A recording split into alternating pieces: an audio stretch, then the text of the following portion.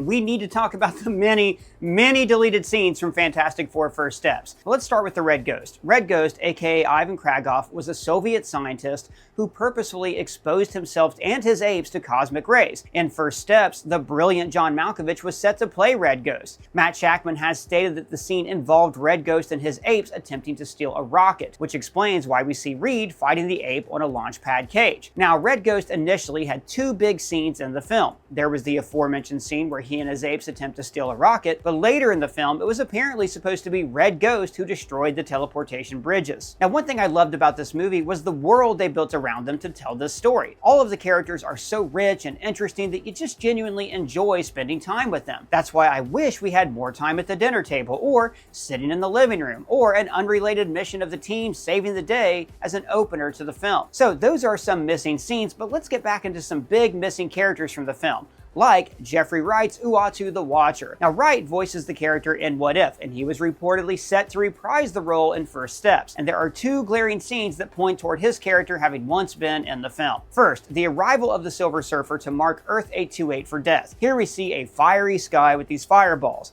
Now, this looks a lot like the Sky of Fire that we saw in Fantastic Four issue 48. The Watcher covered the sky in fire in order to shield Earth from Galactus' view. But because of Reed's desire to reach for the stars into the depths of space, he made Earth a target and very detectable. In fact, there's a line in the movie where Reed says, "It's my fault. I stretched the bounds of space.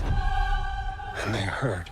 And this scene isn't in the movie, but it heavily implies Reed's warping of space via his light speed travel, as well as his research into alternate dimensions might have attracted Galactus.